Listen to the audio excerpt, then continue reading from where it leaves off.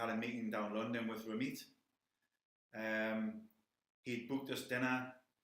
We split into two groups, and Ramit gave my group an address for a restaurant in Soho in London.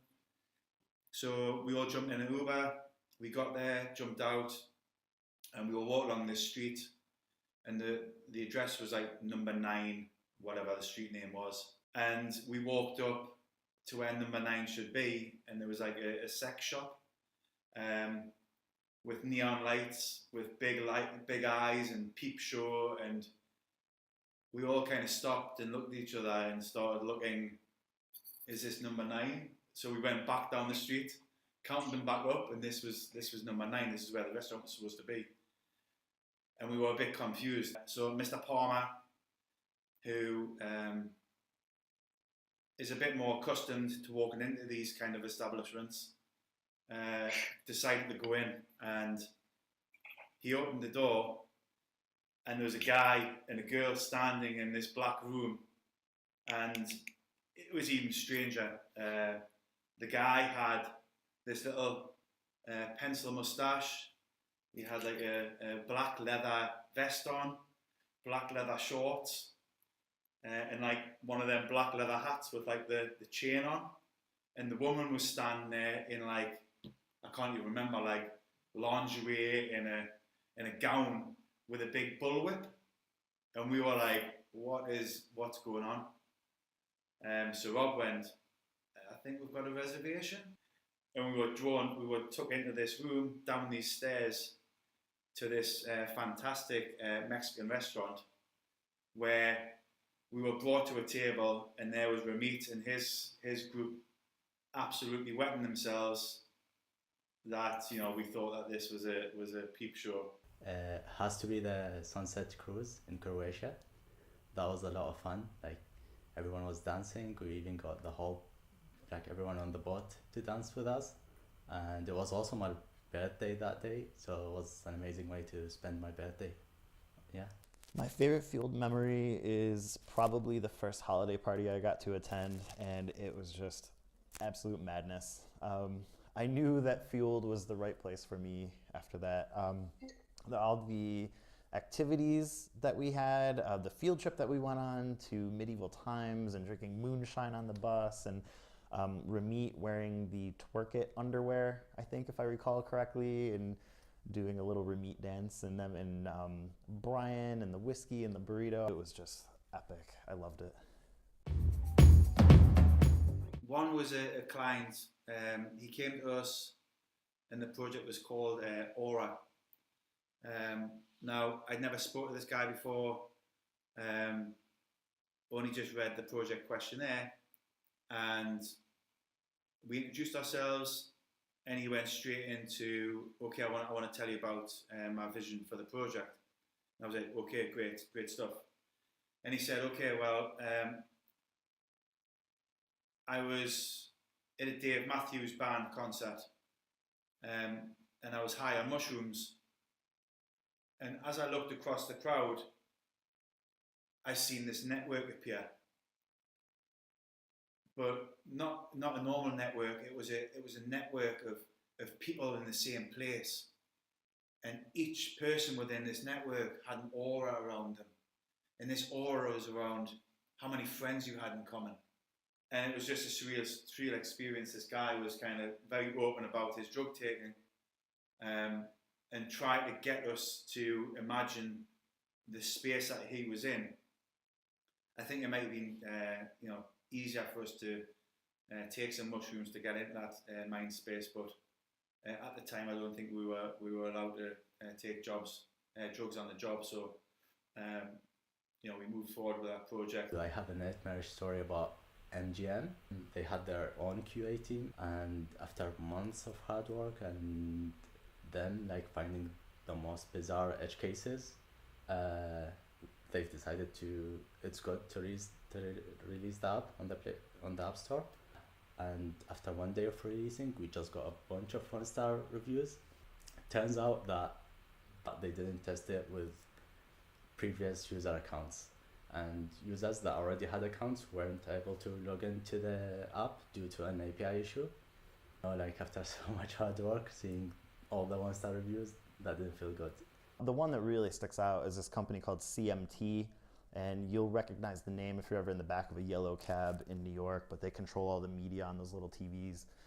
The project was called Arrow, and this client, for whatever reason, was working out of the Fueled Collective, and they kept coming over to our desks, and they would literally stand behind your shoulder and just look at what you were doing, and they would ask you questions about like what work you were doing and how long it was going to take, and you were like, are you serious right now? Like, and there was one night where Sage and I actually had to stay pretty late just to meet a deadline, and they were standing behind the glass in a conference room, and they were all just standing there like this, looking at us, and every time we turned around we could just see them just staring, and it was just like that all the time while they were there. It was a very nerve-wracking project. It was interesting.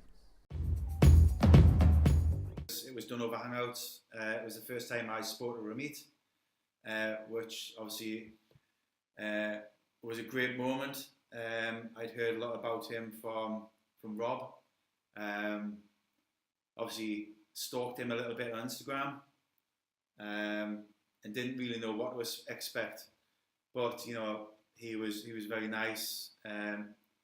You know, asked a lot of questions about me, my career, aspirations I had, and then give me the kind of the backlog of his aspirations for Fueled, what he wanted to achieve, how he hoped to achieve that, and kind of, you know, where I was kind of positioned in that thought process. So it was with Amit. It was like a short interview. It was only half an hour, and I think it was really late for him. It was around like 2 a.m. New York time. It was early morning for me. I had done an Android app, and that Amit liked, and most of the questions were about that app. 4 years ago, I used to use a video sharing website called Vimeo, and they had a really crappy app for Android. So I looked at it and I thought I probably could do a better job. So I went ahead and created one, and it was somewhat better. Got a lot of people really liked it and got downloaded by many people. My interview, oh my goodness. I came down on a Saturday all the way from my hometown in upstate New York. It's probably about a 4.5, 5-hour drive. Came down on a Saturday to Soho, nowhere to park. Ended up parking next to a fire hydrant, and I got a ticket. And I remember wearing a blazer, trying to look really smart. And then we were in one of the conference rooms in Red Church in the old New York office, and it was just so hot. Oh God, I was sweating, and I remember sitting in a room with Sage and Ryan Matzner, and I just remember Ryan could just see me sweating, and he's like, "Do you want me to open a window?" And I was like, "No, man, I'm cool. I'm fine." No, and then it was just me and Ramit. First time I ever met this guy, I had no idea what I was in for, and he was just so cool and comforting, and it was just this unique experience. And I remember towards the end of the interview, he was like, I'm actually running a little bit late for a wedding. Do you want to go grab a smoothie real quick? And I was like, yes, but I mean, what do you say, right? So we go down and grab a smoothie. He's drinking a coconut with a straw in it, and I've got a smoothie, and we just sat on the steps outside the smoothie place, and we just talked for a while, and he was just telling me his grand visions for this company that I was just beginning to know, and it just sounded awesome. And I told him how much I loved the idea, and I don't know, it must have went well, because here I am.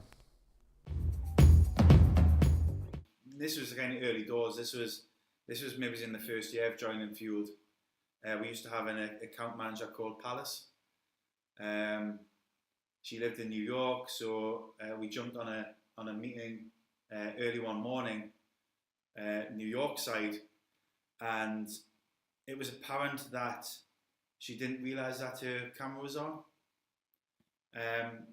She was still in her pajamas, she was still in her bedroom, her hair was obviously bedhead, and I was thinking to myself, how do I approach this? Do I tell her that she's got a camera on? But then I was thinking to myself, will she be embarrassed if I then tell her that I've noticed that she's, you know, in her pajamas and whatnot? And then it went too long, and I thought, well, now it's just awkward. Now I can't see anything because I've now been on the call for 30 minutes. So I was on video, and I just pretended to kind of look out the window as I was speaking to her, like I wasn't looking at the call. And then realised that, you know, after a couple of minutes, Palace realised that she had a video on, and then switched it off, and we never talked about it ever since. So that was a bit of a strange moment. So, like when I started working in the London office, the London team has had just moved to the second home co-working space, and I remember like almost every day someone would come into the office and ask us where the restrooms are. Like that was a bit strange. I never understood why they would come to our office and ask that, but it was kind of funny as well. I'm not much of a dancer, but I remember when I was younger, a song that used to come up a lot on the TV, and I remember dancing to it all the time, was I think Hey Ya by Outkast. I think, and I'm going to show my softer side here, I think I would be my son's pet dog. My younger son is very, very in love with animals. He wants a dog, but myself and my wife work full time and don't have really enough time to have a dog. Unless I'm allowed to bring it to the office, that is. Maybe we can discuss this after, Rob. But he is so in love with dogs. Our friends have dogs, and you know, my son is infatuated with them. He'll make toys for them. He'll make houses for them. He's made sledges for them. You know what he can do with a cardboard box. You know, is fantastic. So I think so I could spend more fun time with my son. I think I would definitely be his pet dog. I would really love to have wings and be able to fly, so I would definitely pick a bird, but I don't want to be a weak bird, so I think I would go with an Arabian falcon, or like any type of falcon. I would definitely be a sloth, my spirit animal. I just love them, and I think we kind of move the same way. I feel like we're both pretty slow. If you've ever seen me waiting for code to compile while I'm working, you'll kind of see me have like the same movements as a sloth. And I don't know, I just really, really like them.